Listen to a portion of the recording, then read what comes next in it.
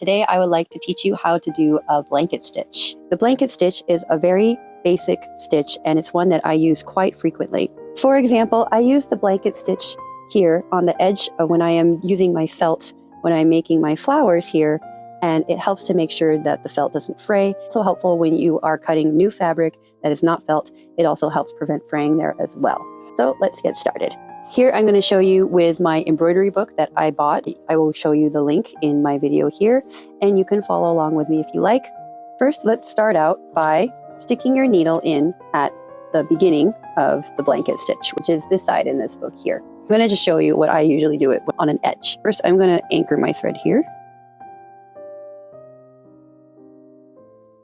So now it's officially anchored. So basically, this is how I do the blanket stitch when it's on the edge of a fabric. And you can notice it's already starting to fray because I moved it. So you poke your needle through, wrap it around here, and pull. And at this point, I usually go from right to left. So then you pull it up again, wrap your needle around, and then pull through like this.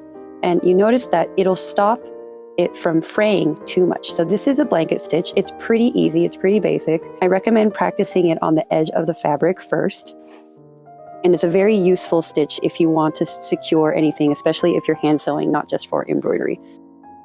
Okay, so let's start the blanket stitch now in the center of the book here where it has the outline. Okay, bring your needle in through here, and you want to have enough of a tail in the back so you don't lose it later.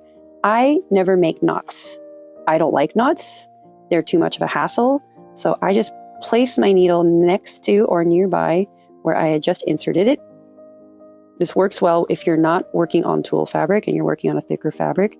And then I have my needle, there's a little bit of a loop there. I bring my needle out through here like this, right? And then that's it. I've done it. So now I'm going to bring my needle down here like this, and we're not going to pull it all the way. We're going to leave it a little space like this. Okay. Normally, if I'm on the edge like I just did, I would just wrap it around at this point, but this is not on the edge. This is a little bit weirder. So we're going to pull it up here and then lace it through like this. And there you have your first blanket stitch. We're going to do that again. Okay.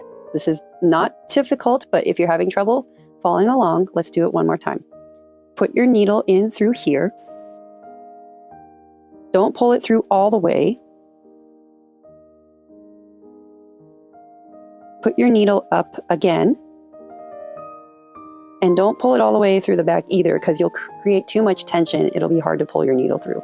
Loop it through here and then pull it all down. And in the back, it should look like this. Okay, we're going to do it again. Put your needle down here. Pull your needle through. Put your needle up. Okay, don't pull your needle through, your thread through all the way. Loop it through, and you've done your third blanket stitch. All right, now I'm just going to go ahead and finish this.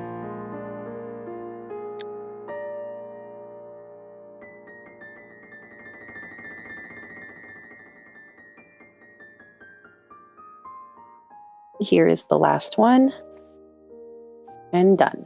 Now, again, I typically do not make knots. For me, I would much rather just run it through my last stitch like this. This usually does the job, and it blends in very nicely. And I bring it back down again where I had come in before, pull my thread out, and you give a little cut, leave a little bit of a tail, and that's it. You've now completed your first blanket stitch. If you enjoyed that, please purchase this below in my link and you'll get this plus a whole new embroidery kit.